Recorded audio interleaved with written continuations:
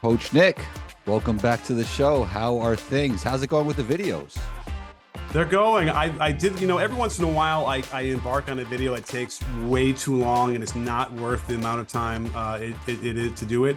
But this was an interesting throwback. I'm working on the Michael Jordan video, Defensive Player of the Year, 87-88. And I went through 11 full games of staring at him defensively. So I'm about ready to just start writing the voiceover, editing it, and knocking it out probably like tomorrow, the way this is going. So, it's going. It's interesting. And by the way, it's my youth because I was at these games. So it's kind of fun to kind of relive them and, catch a friend or two of mine in the stands when they go cut the crowd. Yeah, it was cool. I found one. So, that's what's going on. I got to get, Caitlin Clark is happening.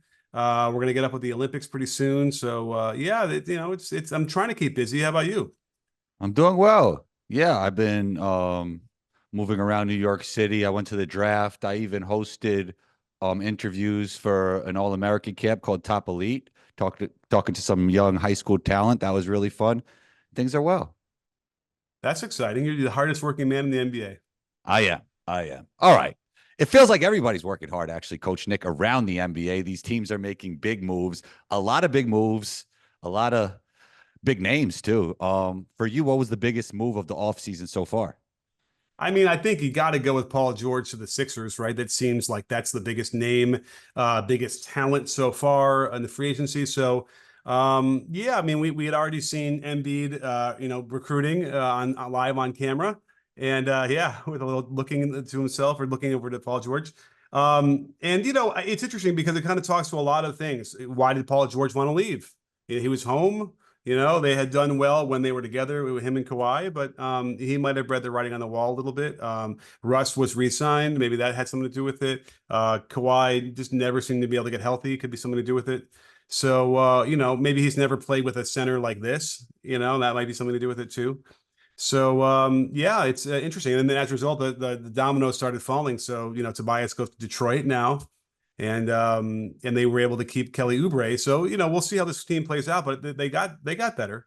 Yeah, I mean, I've always loved PG-13's game, and I do like the fit with the Sixers. How do you feel about, like, Wendy came out and said that we've been talking about Paul George every offseason, like it's the biggest thing in the world, and it doesn't feel like it makes a huge impact in terms of offseason success and championships?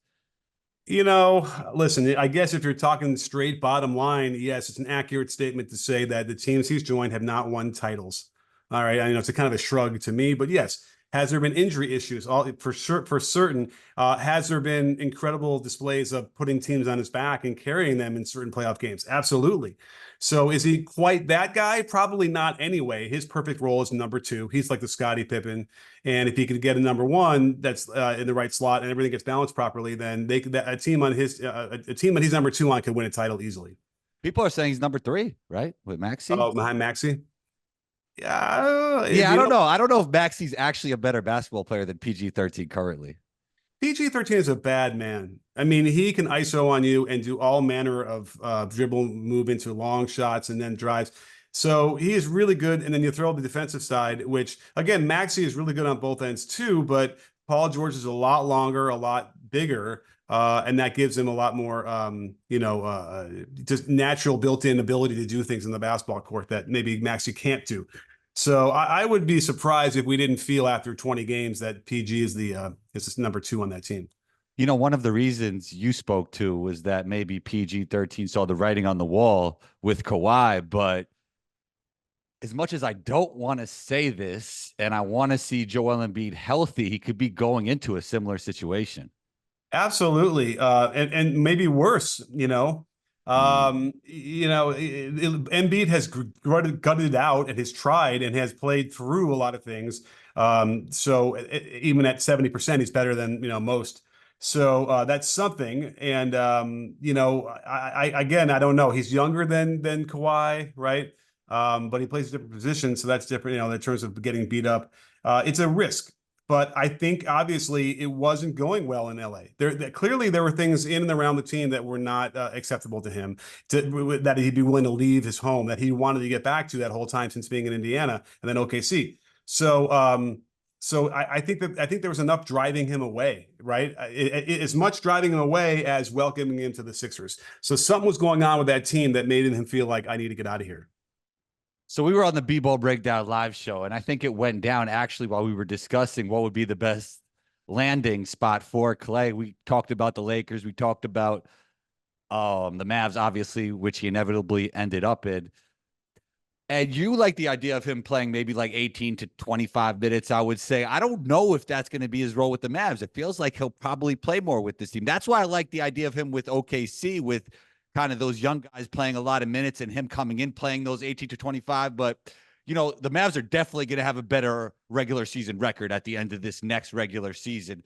How do you feel about Klay's move to the Mavs, and what does that do for them in the offseason? Because we know they're going to be great in the regular season. Well, they lost Josh Green, and I think that they're going to regret that. I think Josh Green, they're going to realize, was a guy they could have really used. And even though he's not as good of a shooter as Klay, he can knock down threes, and he is the kind of defender that Klay used to be, and as athletic, more athletic than Klay ever was. So I think this is it might end up being a mistake that they let him go, maybe in exchange to bring in Klay in a separate deal. So that's my one worry. Now, Derrick Jones Jr. is also gone. So that's another interesting thing but they did try to replace with Najee Marshall. So they're on the margins. They're doing some things like, again, we switched, Jason Kidd's coffee with, instant. Let's see if he notices. I don't know if we're going to notice a much difference between Derrick Jones and like Najee Marshall, but we certainly are going to, I think, feel the absence of Josh Green. I think he was a guy who made plays all over the floor based on his quickness and explosiveness, and they're not going to have that. But meanwhile, you're right. Like I don't think that Klay was going to break 20 minutes. I don't think he should break more than 20 minutes in a game. If he has to, then there might be a problem there, and they might suffer a little bit. Yeah, I mean, he is going to play more than 20 minutes a game on this team because they just need the shooting, right? Like they need that guy next to Kyrie and Luka, and that's probably what they're going to depend on. I guess so. I mean, you think he's going to start? Oh, yeah. I bet you they talked about that. I bet you that went into his decision. He's going to go somewhere where he starts. I bet you that was a non-negotiable for Klay, to be honest. He's still at that point. He's still at that point in his career that I don't know if even though you feel it's best, and I tend to agree with you, I don't think he's ready for that off the bench 18-minute role in his own mind. Right. Well, we'll find out pretty quickly next year if he is. I think he'd be. I'm thinking more about optimal. Can you get like a good Klay Thompson game every fourth game? Yeah, probably. And just their roster, I don't know if he should be playing 18 minutes with not having that much depth, and especially not having that much shooting depth on this specific team. Right. Well, and then that's the case. I'm worried that we're going to get more reminders of where Klay is in his career now, which is sort of the same thing like with Russ. When they finally got Russ down to about 20 minutes a game, then they were getting a much more optimized version of him because they can cut down extra minutes. He would have been making mistakes that he'd been constantly making before that. Now, Klay isn't necessarily mistakes as much as like just the inability to finish plays these days with his physical state. So that's what I'm worried about. But another season of rehab and work and getting stronger and more balanced and stuff that might help him. And then playing with Luka is different than playing with Steph. Oh yeah. And not that Steph is not as good as Luka. I think that's it's pretty close or whatever that is. But it's different. The way he passes is a lot different. So yeah, so in some respects, there should be ways for him to feast off of the gravity, of both Kyrie and Luka versus what was going on in Golden State the last couple of years. In the modern NBA, you're only as good as your weakest link defensively. And now it feels like they have three guys that you could actually target. Do you think that this defense could get good enough to win a championship?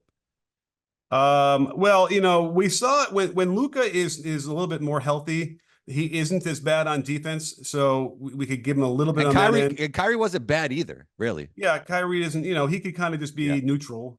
So now you're talking about Klay could be a problem a little bit, but they could probably get around that, with who they're bringing in and what they still have. That's why, I really liked when they brought in Washington and they brought in Gapper. Those guys shored up a lot of things, and they're still there. So, yeah, it's interesting. It'll be different. Will it be better? Because this last team went to the finals. Now, did they struggle in the regular season? And the trade happened later, so they didn't get a chance to benefit the whole year from that, and they will now. So yeah, in theory, they should have a better regular season, a better seed, and maybe an easier path in the next year's playoffs. So yeah, I actually I think you just talked me into it. But again, I just don't think Klay would need to play more than 20 minutes a game to be his best self. And if he does play more, I get a little bit worried. Otherwise, they're in pretty good shape. Oh, let's take it back to the beginning. You know, you talked about the biggest offseason move for you was PG-13. There could be an argument that it was actually Mikal Bridges, though, right? Yeah. Overall effect on a team that's, is promising and young, and they're bringing together the same guys. I did the video where we talked about how there's less practice time now. So if you have a guy you can throw in that doesn't need a lot of practice time to get chemistry going, that's even better.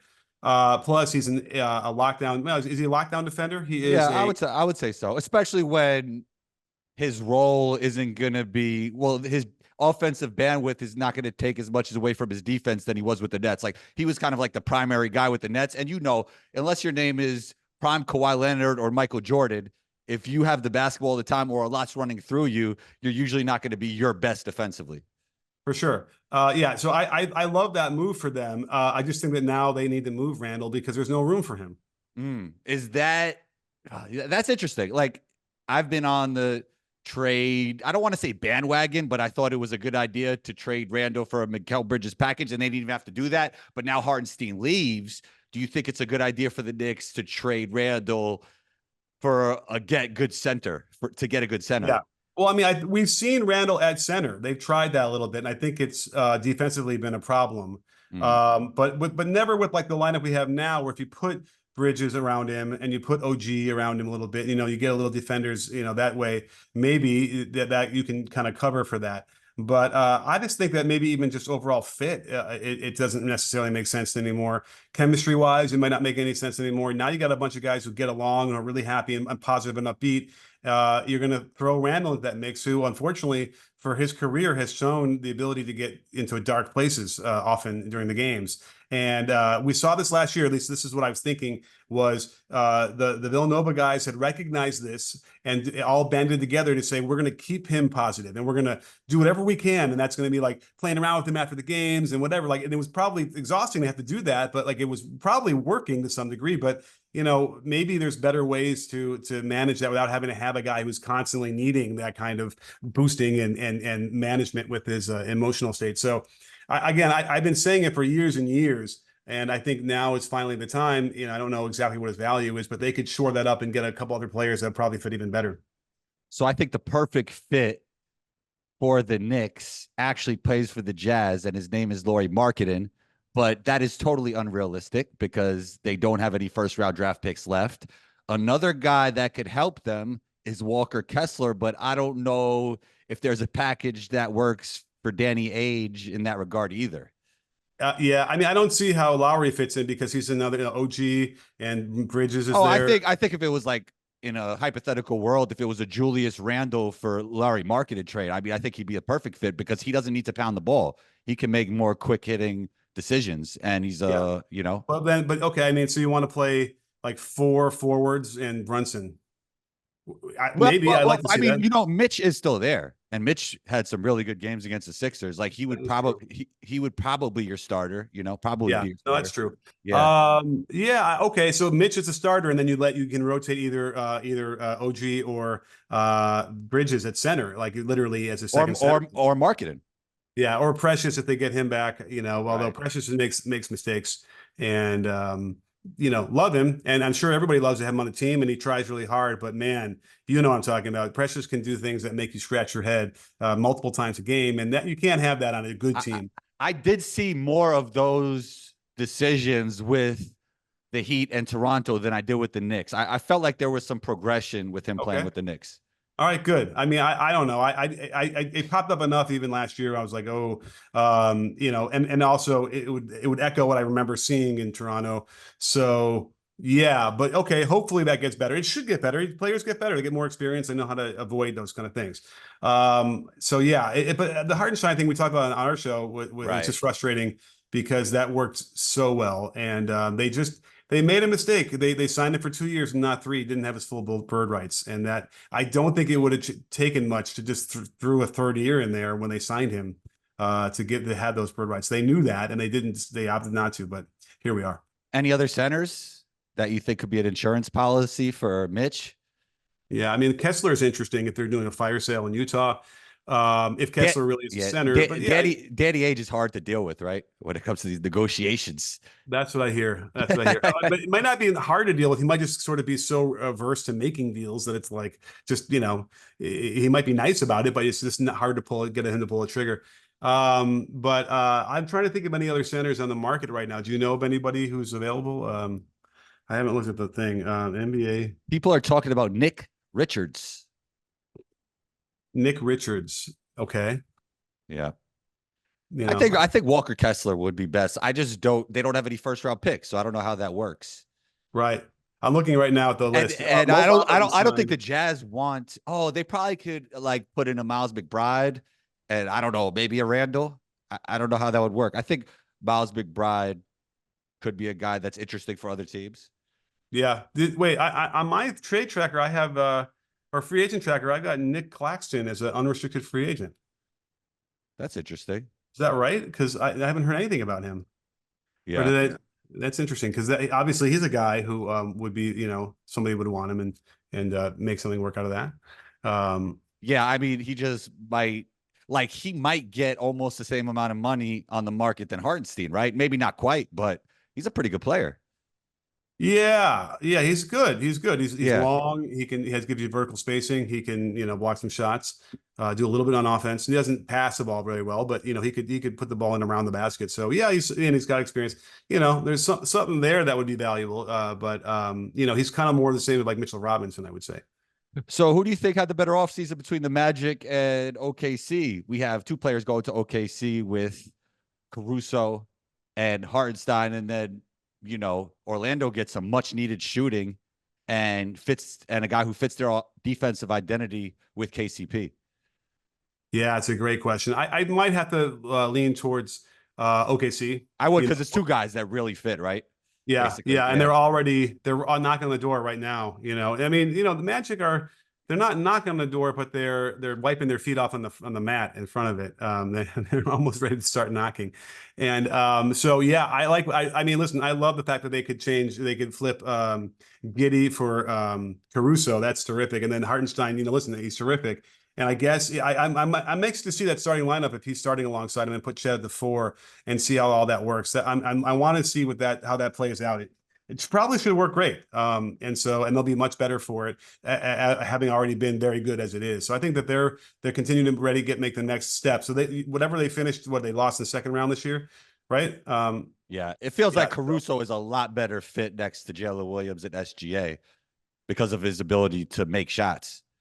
Yes. Let me check because Caruso for a little while used to sort of struggle from being a shooter. He wasn't really. Yeah, but he'll let it. He has more gravity than and he's more of a he has more gravity.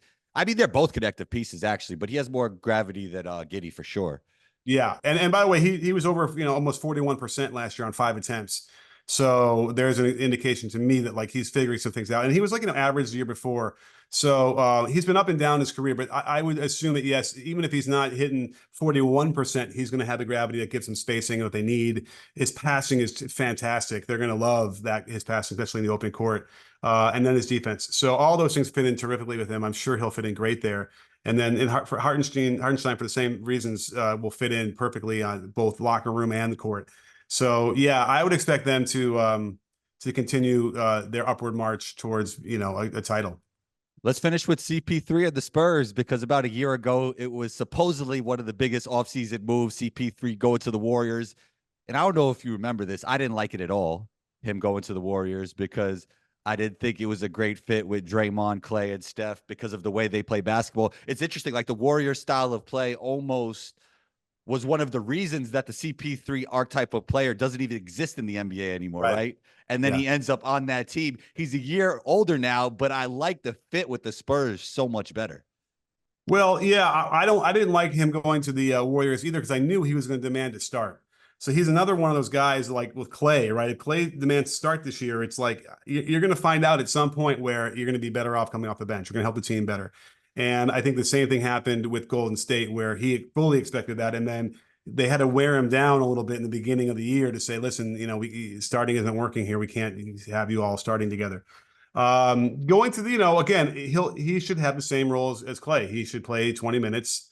Be the second unit guy that runs it, helps Wemby get some good shots and whatever, runs the team, whatever. But I don't think I don't know if he has anything left in the tank to be anything more than that. Do you? They did need a table setter, so I feel the fit is just so good that he will actually help them. Listen, CP3 will help, but he can't help in the huge doses. He's going to be 39 this year. So, I just think that, he's a guy who's going to come in, be a mentor, work with Pop to help everybody learn, get Jones up to speed probably as well. I think that's going to be he'll probably be like almost a pseudo coach for him. And so, that's what I see. I honestly don't think, he'll still be able to throw dimes and set people up. That we'll always be able to do that. But I just think that we're going to, it's clear right now, even in his shooting percentages, that he's in a decline that's not going to change. All right, let's end with this. How long is it going to take for Wemby to be the best player in the NBA? Oh, probably. Let's just give him one more year. So 24, 25, 25, 26. So he's an all-star this year for sure, right? I would think so. Remember, Yeah. the All-Star is also partly with the fans, so they can boost that as well. It's harder to gauge. But yeah, I would imagine he's going to have a lot of crazy highlights. The fans are going to get behind it. And, those highlights mean that he's playing well and he's dominating. So if he's not an All-Star, I'd be shocked. Coach Nick, great stuff. Let them know where they could find you on B-Ball Well, Breakdowns. if you just type in B-Ball. Oh, sorry. It's just us, you, me. You can find me at just type in B-Ball anywhere. It should autofill to B-Ball Breakdown, and that's where you'll find me. Yes, sir. You're always welcome back on the show, and talk soon. I'm in.